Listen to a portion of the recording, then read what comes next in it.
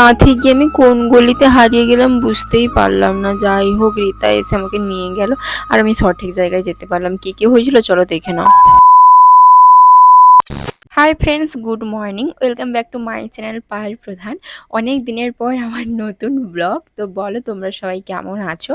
তো আমি বেরিয়েছিলাম কনটাই যাব বলে, তার কারণ হচ্ছে একদিকে খুশি একদিকে আনন্দ। তোমরা পুরো ভিডিওটা দেখো, আর থাম্বনেলে যেটা আছে সেটাও তোমাদেরকে বলবো। যারা যারা থাম্বনেল দেখে টাইটেল দেখে আমার ভিডিওটা দেখতে এসছো অবশ্যই ওটা বলবো। তার আগে প্রথমে বলি, আমি তো বাড়ি থেকে ভিডিও শুরুই করিনি অ্যাকচুয়ালি, মানে জিনিসপত্র আরও নিব, তো যদি ভিডিও টিডিও না বানাতে পারি ওর জন্যই কিন্তু আমি আর ব্লগটা শুরু করিনি। তো রাস্তায় যেতে যেতে ব্লগটা শুরু করলাম। তো এখানে যখন দেখি মানে গাছ টাছ পড়ে গেছে, তো মাঝখানে আটকে যেতে হলো। এমনিতেই না আমার লেট হয়ে গেছে আর সবাই আমাকে ছেড়ে চলে গেছে। প্রথমবার আমি একা একা গেলাম কোথাও। তো ভেবেছিলাম কাঁথি মানে কাছেই, তো খুব একটা অসুবিধা হবে না, কিন্তু এইটুকু আসতে আমার যে পরিমাণে অসুবিধা হলো ওটা শুধুমাত্র আমিই জানি। তার কারণ হচ্ছে আমি প্রথমে ভেবেছিলাম কি, মানে ওরা সবাই বলছিল সবাই 7 মাইলে চলে আসবে, দিলে 7 মাইল থেকে একটা গাড়ি ধরে, বাস হোক অটো হোক ধরে আমরা কনটাই যাব। তো আমি ভেবেছিলাম যে আমি বাসে কেন 7 মাইলে নামতে যাব, আমি যেই বাসে ভবানীচক থেকে উঠবো ওই বাসে আমি কনটাইতে নেমে যাব, তোমরাও কনটাইতে এসো, দিলে একসঙ্গে চলে যাব, মানে এরকম একটা টার্গেট ছিল। তারপরে মানে আমি গাড়িই পাইনি, বাস তো দাঁড়ালোই না। আর মানে আমি তো স্ট্যান্ডে উঠিনি না, বাস তো দাঁড়ালোই না। তো তারপরে কোনো গাড়ি আসেনি, একটা টোটো আসছিল, লাস্ট টাইম টোটোটাকে হাত দেখিয়ে দাঁড় করালাম। বসছি জাস্ট একটুটা, এসছি জাস্ট একটু, পেছনে যখন দেখি অটো, আবার ফাঁকা অটো। এবার দেখো আমি যদি টোটোতে যাই, টোটো কতটা আসতে যায়, এবার যাচ্ছে তো যাচ্ছে, যাচ্ছে তো যাচ্ছে, এখানে দাঁড়াচ্ছে সেখানে দাঁড়াচ্ছে। তারপরে আবার 7 মাইলে যাব, 7 মাইলে আবার কোন অটো যাবে না যাবে, আমি তো 7 মাইলে কোনো কিছুই জানি না। তো 7 মাইলে আবার কোন অটো যাবে না যাবে, কোথায় উঠবো, সেখানে প্যাসেঞ্জার হলে তারপরে ছাড়বে, মানে কতটা দেরি বলো তো। আমি না বারে বারে পেছনের দিকে তাকাচ্ছিলাম আর আফসোস করছিলাম আর কি, যে অটোটা যদি একটু আগে আসতো না আমি বসে যেতাম। দিয়ে কি হয়েছে, ওই কাকুটা আমাকে বললো তুমি কি কনটাই যাবে, আমি বললাম হ্যাঁ। দিয়ে আমি দাঁড়িয়ে ওই টোটোটাকে বললাম তুমি এখানে দাঁড়াও। আমি বললাম কত টাকা, বললো 10 টাকা। মানে ভবানী মানে 7 মাইলে যাইনি তাতেও 10 টাকা। আমি ভাবলাম হয়তো 5 টাকা মতো নেবে, কিন্তু না 10 টাকা দিয়ে আমি তাকে 10 টাকা দিয়ে দিয়েছি। তারপরে আমি অটোতে গেছি। সত্যি বলতে কি, এখনকার দিনে খারাপ মানুষ যেমন আছে 90 কি 99% তেমন ভালো মানুষ কিন্তু আছে। এটা আছে, এটা আমি আগে মানতাম না। ভালো মানুষ কিন্তু সত্যিই আছে, খারাপ মানুষের হয়তো সংখ্যাটা বেশি, আর ভালো মানুষের সংখ্যা হয়তো কম, কিন্তু ভালো মানুষ আছে। তো যেমন হচ্ছে কি, ওই যে অটো কাকুটা, তো ও আমাকে পুরো ওই যে কি বলে, রূপসী না কি একটা বলে, যে রূপসী বাইপাস না কি বলে, মানে অটো যেখানে দাঁড়ায় অটো স্ট্যান্ড, তো ওইখানে নিয়ে গেছে। প্রথমে আমাকে বললো 30 টাকা, তো আমি 30 টাকা দিয়েছি, যেহেতু আমাকে ওইখানে 10 টাকা যেতে হয়েছে, মানে আমার টাকাটা আমি যে ভাবছিলাম কম খরচ হবে কিন্তু বেশি খরচ হয়ে গেছে। তো ভাবছিলাম দিয়ে বললো 30 টাকা, দিয়ে আমি তাকে 30 টাকা দিই, তারপর আবার আমাকে 5 টাকা ফেরত দিয়ে দিল, মানে 25 টাকা। 25 টাকা ভাড়া, মানে ওই রূপসী বাইপাসের কাছে কিন্তু কেউ যায় না, কোনো অটোওয়ালা নিবেই না, তো ও নিল। তারপরে আবার আমি তো যাদেরকে ফোন করলাম, গেছে মেকআপ ক্লাসে সব মেয়েরা। তো ওরা বললো যে তুমি একটা টোটো কি অটো ধরে পোস্ট অফিসে চলে আসো। এবার ওইখানে পোস্ট অফিস কোথায় আমি কিচ্ছুই জানি না, ঠিক আছে। দিয়ে ওই অটোওয়ালা কাকুটাই কিন্তু একটা টোটোকে বললো যে পোস্ট অফিস যাবে, দিয়ে আমাকে উঠিয়ে দিল, বললো একটু ছেড়ে দিও, মানে এরকম। মানে আমি কিন্তু চিনি না সত্যি, কিন্তু সত্যি ভালো মানুষ আছে। দিয়ে আমি ওইখানে নেমেছি। তো আমি কিন্তু পুরোটাই ভয়েস মিউট করে দিলাম, তার কারণ হচ্ছে ভয়েসে যদিও কথা বলছিলাম, আমি যেহেতু এক্সট্রাভাবে ভয়েস অ্যাড দিচ্ছি ওই জন্য কিন্তু সব ভয়েসটাই মিউট করে দিলাম। তো যাই হোক, দিয়ে আমি ওইখানে নামার পর হেঁটে হেঁটে গেছি। এবার ওরা যদি বলতো যে তুই এরকম একটা জায়গায় নামবি, তখন নেমে যেতাম। ওরা বলছে পোস্ট অফিস, আমি পুরো পোস্ট অফিসের সামনেই নেমেছি। বেশ, টোটোটাও ভালো, টোটোওয়ালা কাকুটাও ভালো, ওইখানে ছেড়ে দিয়েছে। এবার আমি একা ছিলাম তো একটু ভয় লাগছিল। তারপরে বললো পেট্রোল পাম্পের দিকে যেতে, ঠিক আছে। তো আমি ওইখানে লোকদের জিজ্ঞেস করলাম পেট্রোল পাম্প কোথায়, বললো সোজা।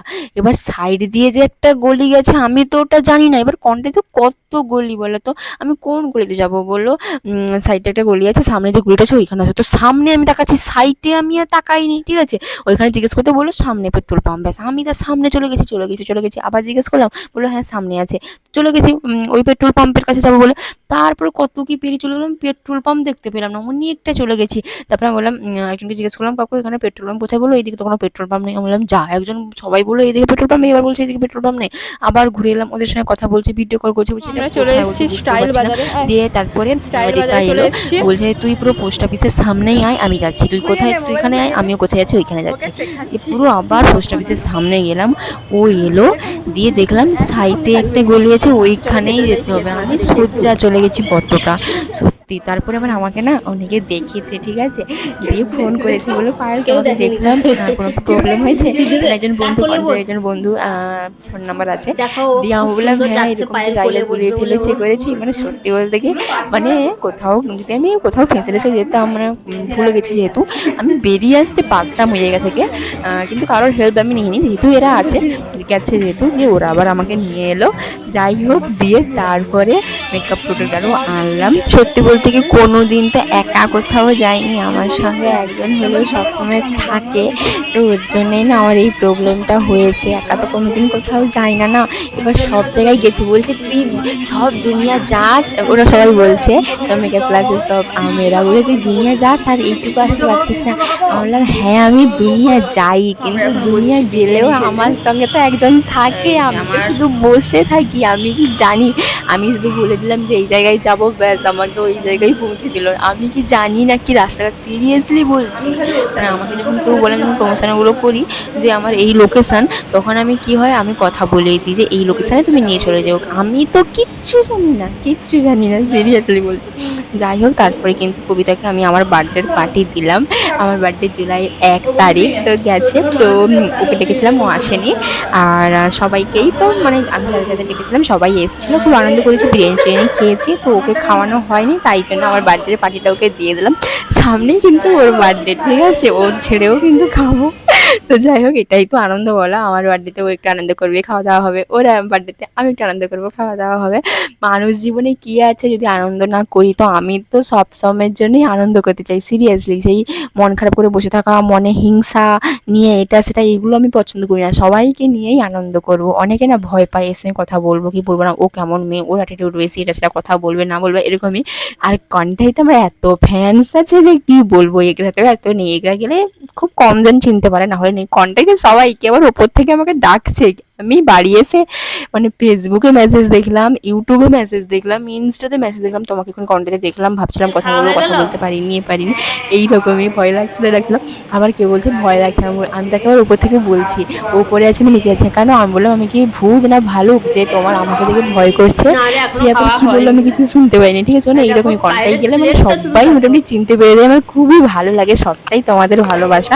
তো যাই হোক, বিরিয়ানি খেয়ে নিয়েছি, আর এত পরিমাণে খেয়েছি যে আমার পেট পুরো মানে কি বলবো ফুলে গেছে। এটা নিয়েও আমি একটা ভিডিও বানিয়েছি, তাতেও অনেকে নেগেটিভ কমেন্ট করে যাতে আমি কিছু যাই আসে না, ঠিক আছে? এখনকার দিনে না মানে এইরকম পোস্ট যদি না করি তাহলে ভিউজ পাবো না, আর আমি তো আর শরীর দেখে ভিডিও করছি না, তাই না? তাই আমি মনে করি আমি মুখে যাই বলি না কেন, আমি কোনো খারাপ কাজ করছি না। তো এখানে দেখো আমি এরকমভাবে দেখাচ্ছিলাম বলে অনেকটাই কিন্তু ফেসবুকে ভিউজ দিয়েছে আমাকে, এমনি নর্মালি ভিডিও করে ভিউজ দিবে না, ওটা কেন জানি না, ঠিক আছে? তো আমি তো আর কোমর টোমর দেখে বা কোমর টোমর দুলিয়ে বেশি ভিডিও বানাই না। এখন বাজে 5টার সময় যাচ্ছি বাড়ি। কখন এসছিলাম আর কখন বাড়ি যাচ্ছি, বিকেল হয়ে গেছে, কিন্তু মেঘলা ওয়েদার, কিছু মনে হচ্ছে না। না দে দে, এটা অনেক কষ্ট করছে।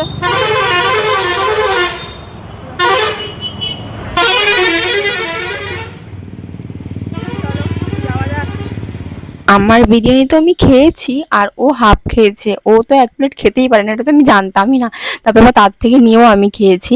অ্যাকচুয়ালি কী হয়, আমি যখন বিরিয়ানি খাই তখন আমি ডিম নিই না, ডিম বদলে আরেকটুখানি রাইস বেশি নিই। আমার 1 প্লেট রাইসে না হয়ই না, মানে 1 প্লেট বিরিয়ানি আমার পেট ভর্তি হয় না, ওটা কেন আমি জানি না, ঠিক আছে? এমনির ভাত যে খাই সেইগুলো বেশি খেতে পারি না, কিন্তু বিরিয়ানিটা আমাকে যত দিবেন তত খেয়ে নেবো আর কি। তো যাই হোক, এখন এত খেয়েছি যে হাঁটতেই পারছি না, যেহেতু 1.5 প্লেট খেয়ে নিয়েছি, তো আর ব্যাগগুলো ভীষণই ভারী। তো চলো, আজকের মতো সবাইকে টাটা।